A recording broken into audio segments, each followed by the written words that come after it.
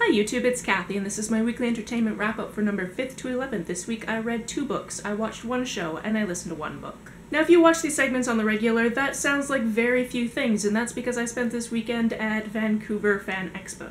Not only did I not have a lot of time to read, watch, or listen to anything at the expo, but I'm actually recording this before I go to the expo because I do not have time to record it when I get back to get it up on Monday morning. So yeah, it's Thursday, November 9th, and I'm recording my wrap-up that goes until the 11th. Because I won't have time to finish anything. And if I do, I'm just gonna put it in the next wrap-up. The other thing that you might notice right off the bat is that this video will sound a little different from the other videos, and that's not just because my neighbor is mowing their lawn or something. It's because I usually script these videos so that I sound at least halfway decently eloquent about each of the things I talk about, but sadly, because I'm working all week at my actual job and then volunteering all weekend at not an actual job just with people I really like selling swords, I didn't have time to do that, so off the cuff it is. The first book I finished this week was I'd Rather Be Reading by Guinevere de la Mare. This is a teeny tiny little book, and of course this was something I saw coming into the catalog at the library and went, yeah, those are my life goals, and that's why I put it on hold. This is a collection of 2 or 3 essays, but most of the pages are filled with beautiful bookish art, which I should have taken lots of photographs of, but didn't. There's only 1 on Instagram, sorry about that. And for the most part, these essays talked about the love of reading and sharing that with everyone, etc. There was 1 essay, however, that talked about the slow reading movement,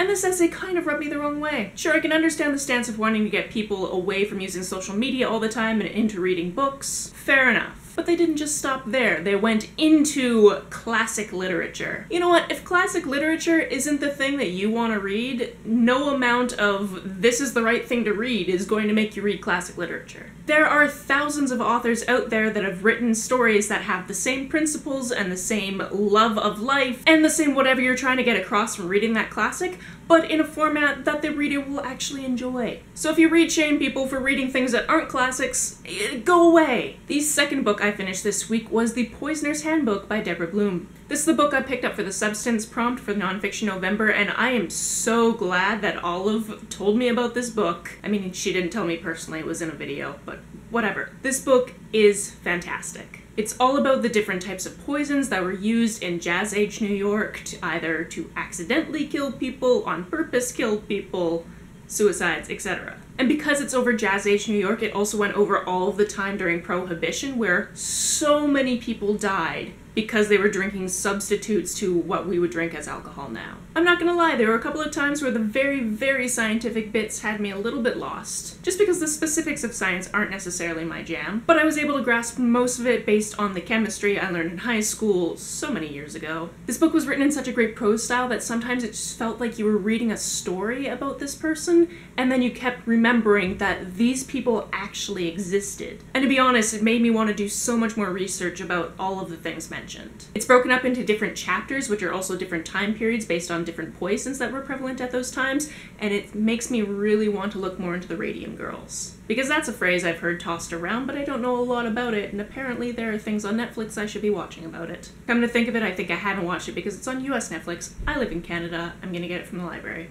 Yes. If you have any interest in reading more nonfiction, or poisons in general, hopefully not for nefarious reasons, or just reading about New York from 100 years ago because that was neat. I don't know a lot about the history of New York, but earlier this year I consumed the Timothy Wilde series, which takes place in New York, and the political system in that book was reflected in this book. It was really neat to hear that all of the history that went into the making of that trilogy was in fact real history. So if you're interested in nonfiction or science in New York, or Jazz Age or Prohibition, read this book. The one show I watched this week was Survivor, and yes, they did Survivor things. This is the first time where somebody went home that I didn't even think was going to happen, even though it was slightly alluded to that it might go this way. And I think at this point, now that they're merged, is when I start to actually care and pay attention. So we'll see if I come to actually care about the outcome of Survivor. And the book I listened to this week was A Line in the Dark by Melinda Lo. I knew literally nothing about this book going into it besides the cover is amazing. And I had heard of Melinda Lo before because she wrote a different book, I believe called Ash, and I believe it's a Cinderella retelling with some queer elements. And although I haven't read that yet, I saw that this was available as an ebook from my library, and I went, that looks wonderful, I will listen to that, please. So this book centers around Jess, who is a high school student who is in love with her best friend Angie. You could say that Angie doesn't know, but throughout the book you get the understanding that she probably does.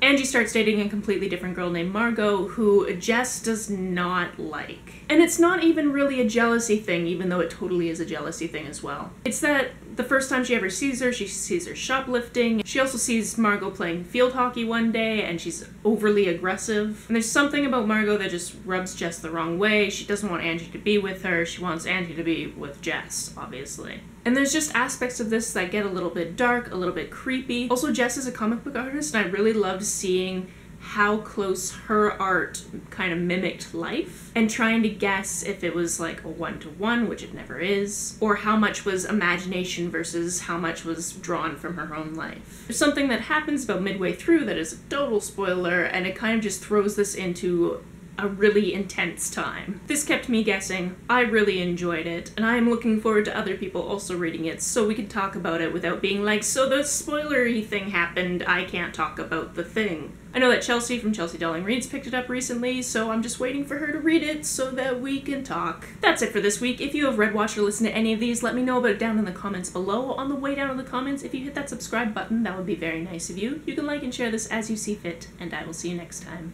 Bye!